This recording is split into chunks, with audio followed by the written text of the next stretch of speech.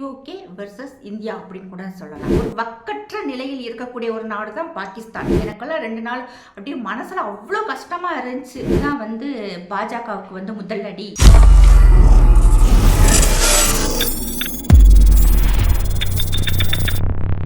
வந்தே மாதரம். சாமானிய குரல் தேசியவாதிகளுக்கு எனது அன்பான வணக்கங்கள். இந்தியா வெர்சஸ் பாகிஸ்தான், இல்லாட்டினா பிஓகே வெர்சஸ் இந்தியா அப்படின்னு கூட சொல்லலாம். ஏன்னா இது நம்ம இந்தியாவில் இப்போ காக்ரோச் ஜனதா பார்ட்டி நடத்தின போராட்டமும் பாகிஸ்தானில் அந்த மக்கள், அதாவது பிஓகே மக்கள் செய்யும் போராட்டம் பற்றி தான் இது. அதாவது அங்கே இருக்கும் மக்கள் அந்த கவர்மெண்ட்ட கேட்குறது பார்த்தோன்னா தண்ணி கேட்குறாங்க, சாப்பாடு கேட்குறாங்க, எங்களுக்கு ஒரு பாதுகாப்பான வாழ்க்கை வேணும், கரண்ட்டு கேட்குறாங்க. இது அதாவது இது எப்படின்னா ஒரு அடிப்படை அத்தியாவசியமான தேவைகள் எங்களுக்கு ஒரு கவர்மெண்ட்டு அவங்களுடைய ஒரு கோரிக்கை வைக்கிறாங்க. அந்த கோரிக்கையை நிறைவு செய்ய முடியாத ஒரு வக்கற்ற நிலையில் இருக்கக்கூடிய ஒரு நாடு தான் பாகிஸ்தான்.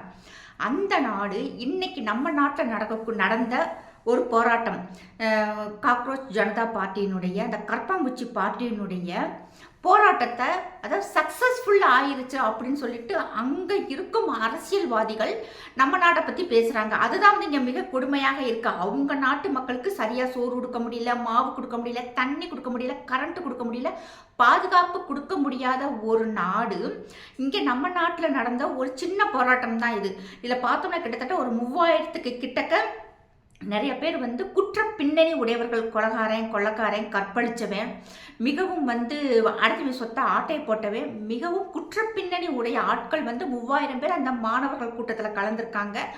அது மட்டும் இல்லாமல் படிக்காத, அதாவது எப்படி சொல்கிறதுனா அவங்க வீட்டில் யாருமே நீட் எக்ஸாமை ப்ரிப்பேர் பண்ணாத மக்கள் கூட போய் நின்றாங்க. அதுக்கு முக்கியமான காரணம் 35 நாளும் முகமது ஜுனைத் ஒரு கொடை வள்ளல் அத்தனை மக்களை களைஞ்சு போகாமல் பத்திரமாக பாதுகாத்து ரொட்டீனாக 24 ஹவர்ஸும் அவங்களுக்கு என்னத்தை திங்க கொடுத்துக்கிட்டே இருந்திருக்காரு.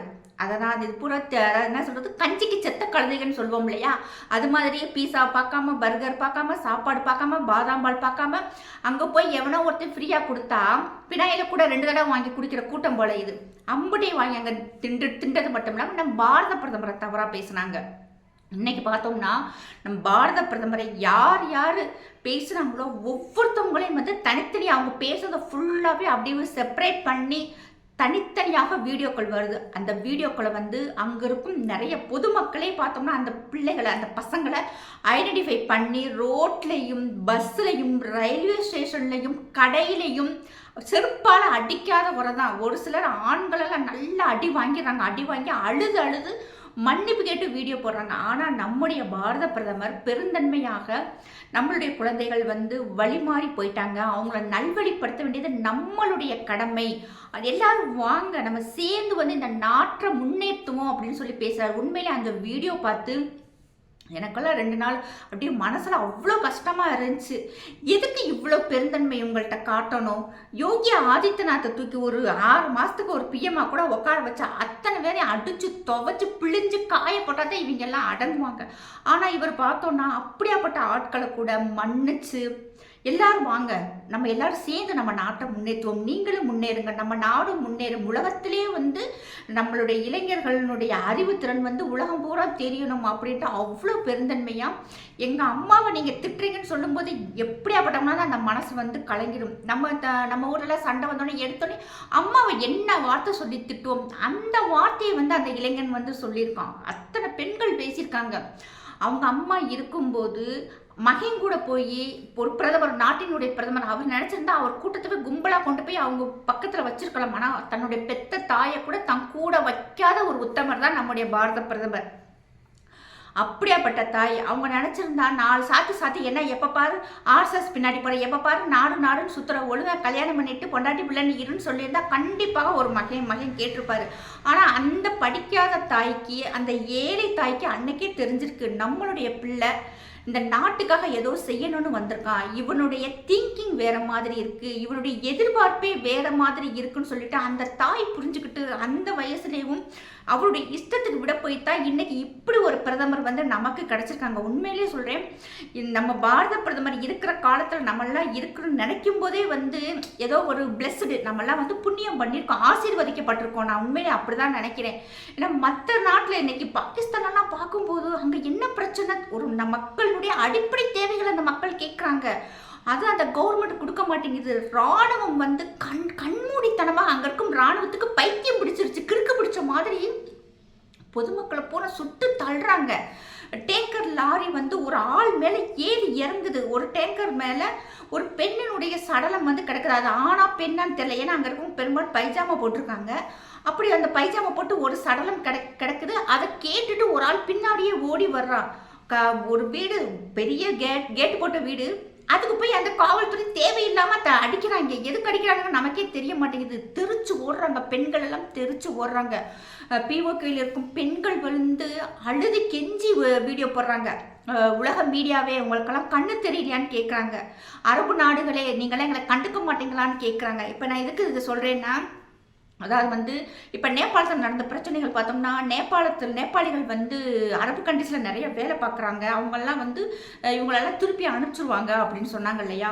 இதே பாகிஸ்தான் பிஓகேல இருக்கக்கூடிய இஸ்லாமிய பெண்கள், இஸ்லாமிய ஆண்கள் அழுது கேட்குறாங்க, உலக மீடியாவே எங்களை பற்றி நீங்கள் பாருங்கள், உலக அமைப்புகளை, மனித உரிமை அமைப்புகளை எங்களை காப்பாத்துங்கன்னு சொல்லி கேட்குறாங்க. அரபு நாடுகளை ஏன் கண்டுக்க மாட்டேங்கிறீங்கன்னு கேட்குறாங்க. அரபு நாடுகள் என்னைக்குமே கண்டுக்க மாட்டாங்க.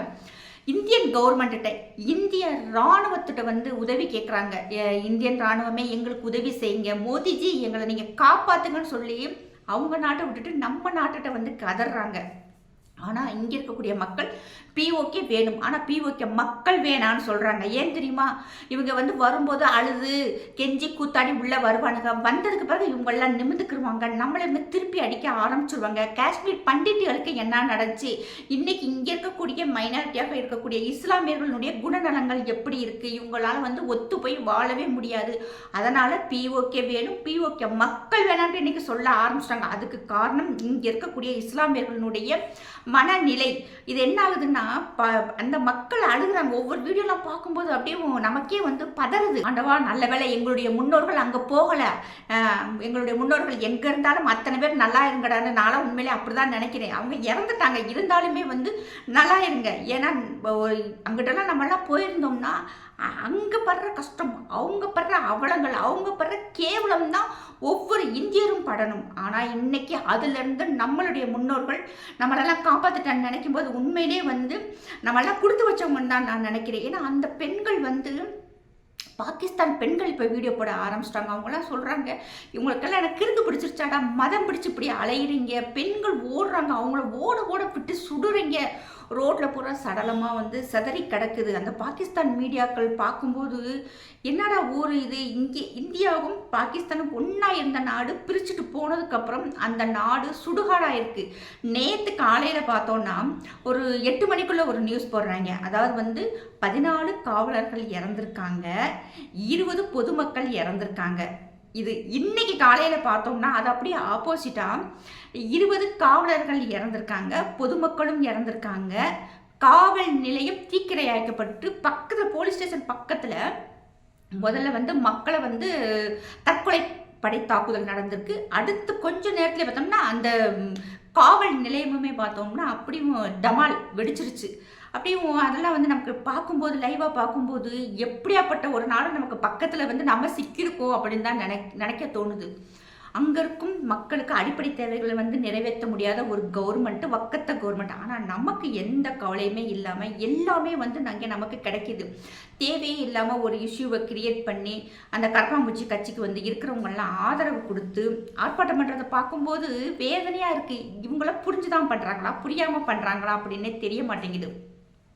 இல்லை குறிப்பாக பார்த்தோம்னா இன்னைக்கு பாகிஸ்தான் பெண்கள், பாகிஸ்தான் ஆண்கள் அவங்களுடைய பிஓகேவை பார்த்து கதறி அழுகுறாங்க. உலகம் கண்டுக்க மாட்டேங்குது. இன்னைக்கு நேற்று, அதாவது நைட்டு இருந்து இப்போ 16 மணி நேரம் ஆகுது, அல் ஜசீரா வந்து இந்த பாகிஸ்தானுடைய நிகழ்ச்சிகளை ஒளிபரப்பு பாகிஸ்தான் கவர்மெண்ட் தடை பண்ணியிருக்கு. ஏன்னா அல் ஜசீரா வந்து இந்த நியூஸ் எல்லாமே ஃப்ளாஷ் பண்ணுறாங்க, எல்லாருக்கும் வந்து தெரியுது. அதனால் வந்து நம்ம நாடுக்கு வந்து அசிங்கம் அப்படின்னு நினச்சிட்டு, இவங்களுக்கு அசிங்கம்லாம் ஒரு கேடே இல்லை, இருந்தாலும் அல் ஜசீராவை வந்து பேன் பண்ணியிருக்காங்க பாகிஸ்தானில்.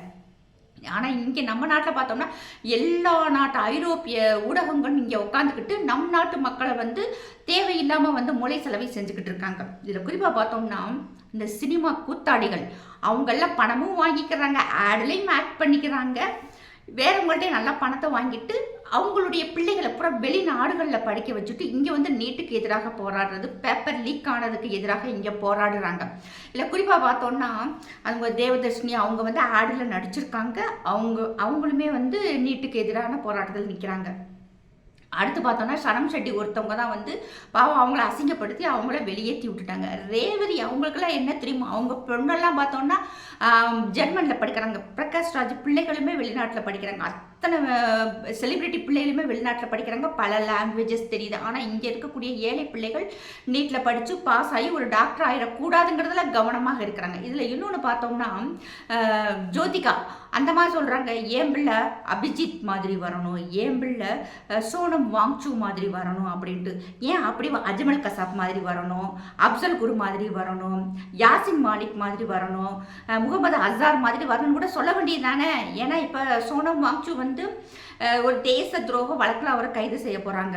ஏன்னா அந்த ஆள் வந்து எல்லாருக்குமே தெரியும் சீனாவினுடைய கைக்குடி, அமெரிக்காவினுடைய கைக்குடி. அதே மாதிரி தான் நேற்று வரைக்கும் வெட்டி பயலாக தெரிஞ்சுக்கிட்டு இருந்த கரப்பாம்பூச்சியினுடைய தலைவன் அபிஜித் திப்கே இன்னைக்கு வந்து அந்த ஆளுமே பார்த்தா வெளிநாட்டிலேருந்து பணம் வாங்கியிருக்கான். அதுக்குண்டான எல்லா ஆதாரங்களையும் கவர்மெண்ட் வந்து கலெக்ட் பண்ணிக்கிட்டு இருக்கு. அப்படி தேச துரோகிகள் மாதிரி என் பிள்ளை வரணும்னு எந்த தாயும் சொல்ல மாட்டாங்க. ஆனால் ஜோதிகா சொல்கிறாங்க, சிவகுமார் நடிகர் சிவகுமார்லாம் ரொம்ப கஷ்டப்பட்டு நல்ல முறையில் மேலே வந்து நல்ல பேர் வாங்கி வச்சிருக்காரு. ஆனால் அவருடைய மருமக என் பிள்ளை தேச துரோகி மாதிரி வரணும்ட்டு கொஞ்சம் கூட கூச்சம் இல்லாமல் அந்த அளவுக்கு வந்து ஒரு அறிவில்லாத லேடியாக இருக்காங்க.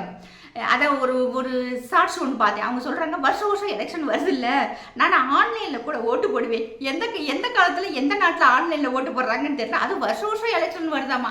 அப்போ இவங்களுடைய பொது அறிவே இந்த அளவுக்கு தான் இருக்குது. அப்போ இந்த அளவுக்கு இருக்கும்போது இவங்க பிள்ளையினுடைய அறிவு எப்படி இருக்கும்? கண்டிப்பாக அந்த பிள்ளை அபிஜித் தீப்கே மாதிரியே வரட்டும், அப்சல் குரு மாதிரியே வரட்டும். நம்ம அப்படி தான் வந்து நம்ம சொல்ல வேண்டி வருது. ஏன்னா அபிஜித் தீப்கே யாருன்னு தேடி கண்டுபிடிச்சி படிக்கிற அறிவு கொஞ்சம் கூட இல்லை. சோனம் வாங்சூ யாருன்னு சொல்லி தேடி கண்டுபிடிச்சோம். அவனால நம் நாட்டுக்கு நன்மையா தீமையான்னு சொல்லி கண்டுபிடிக்கிற அளவுக்கு நேரமும் இல்லை, இவங்களுக்கு அறிவு இல்லை, நாலேஜ் இல்லை, அவ்வளோதான். அப்படியாப்பட்ட ஒரு பெண் தான் கொஞ்சம் கூட அடுத்த ரிஃப்ளெக்ட் என்ன ஆகும்னு தெரியாமல் சாதாரணமாக சொல்கிறாங்க, என் பிள்ளை இவங்கள மாதிரி வரட்டும்னு சொல்லிட்டு. சரி வரட்டும், வந்து அந்த பிள்ளையும் போய் ஜெயிலில் கூட உட்காரட்டும், உட்காந்து அதை பார்த்தவங்க சந்தோஷப்படுவாங்க போல். ஆனால் எந்த தாயுமே அப்படி சொல்ல மாட்டாங்க. ஒரு குடிகாரன் ஆகக்கூடாது, நம்ம பிள்ளை நாட்டுக்கு எதிராக போயிடக்கூடாது, தவறு செஞ்சு ஜெயிலில் போனால் எந்த தாயுமே வந்து பொறுத்துக்க மாட்டாங்க, அடிப்பாங்க, பிள்ளைகளை விளக்கமாற வச்சு அடிப்பாங்க, தப்பு செய்வியான்ட்டு. ஆனால் இந்த மாதிரி தைரியமாக என் பிள்ளை இப்படித்தே வளரும்னு சொல்கிறாங்க. தர்மேந்திர பிரதான் அவர்கள் பதவி விலகிறதுக்கப்புறம் இதுதான் வந்து பாஜகவுக்கு வந்து முதல் அடி, இனிமேல் பாஜக வந்து இறங்கு முகம்தான் அப்படின்னு சொல்லிட்டு போஸ்டர்லாம் பார்த்தேன். 1% கூட வாய்ப்பே இல்லை, அதுக்குண்டான 1% கூட என்னால் நம்பவே முடியல, வாய்ப்பே இல்லை. ஏன்னா கண்ணு கட்டின தூரம் வரைக்கும் காவி கொடி தான், காவி நிறந்தான் தெரியுது. ஏன்னா அந்த அளவுக்கு வந்து மக்கள் மனசுல பாஜகவும் நரேந்திர மோடி அவர்களும் வந்து மனசுல ஸ்ட்ராங்காக உட்காந்துட்டாங்க. அவருக்கு அப்புறம் யோகி ஆதித்யநாத் இருக்கார், யோகி ஆதித்யநாத்துக்கு அப்புறம் ஹேமந்த விஸ்வ சர்மா இருக்கார், அவருக்கு அப்புறம் மோகன் யாதவ் இருக்கார், அவருக்கு அப்புறம் அப்படியே போய்கிட்டே இருக்கு. புஷ்கர் சிங் தாமி இருக்கார், மோகன் மாஞ்சி இருக்காரு, இப்போ சுவேந்து அதிகாரி இருக்கார், அடுத்து அண்ணாமலை இருக்காரு. அடுத்து இந்த நாட்டுக்கு அதே மாதிரி இப்போ மோடி மட்டும் நமக்கு இல்லை, மோடி மாதிரி 10 பேரை RSS உருவாக்கி இருக்குமா. இன்னைக்கு யோகி ஆதித்யநாத் அவருடைய டேலண்ட் மாதிரி, அவருடைய வீரியம் மாதிரி ஒரு 10 பேரை உருவாக்கி வச்சிருக்காங்களாம்.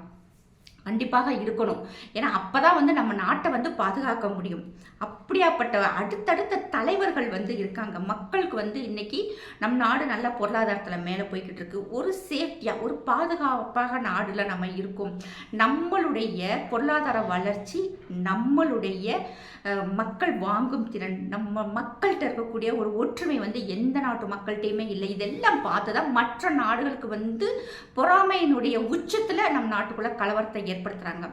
அது புரியாமல் தான் இந்த சினிமாக்காரங்க எல்லாரும் போய் நின்றுக்கிட்டு செலிப்ரிட்டி நம்மனா சினிமான்னு ஆண் போய் பார்க்குறோம் இல்லையா, அதனால் இந்த கூத்தாடிகளெல்லாம் கூப்பிட்டு வச்சு நிப்பாட்டிக்கிட்டு இந்த அட்டுழியம் பண்ணிக்கிட்டு இருக்காங்க. நம்ம கொஞ்ச நாள் அதை கண்டுக்காம விட்டுட்டோம்னா அவங்களுமே காணாமல் போயிடுவாங்க. அடுத்து மோடி ஆட்சி தான், அடுத்தும் பாஜக ஆட்சி தான். இதெல்லாம் எந்த மாற்று கருத்துமே இல்லை.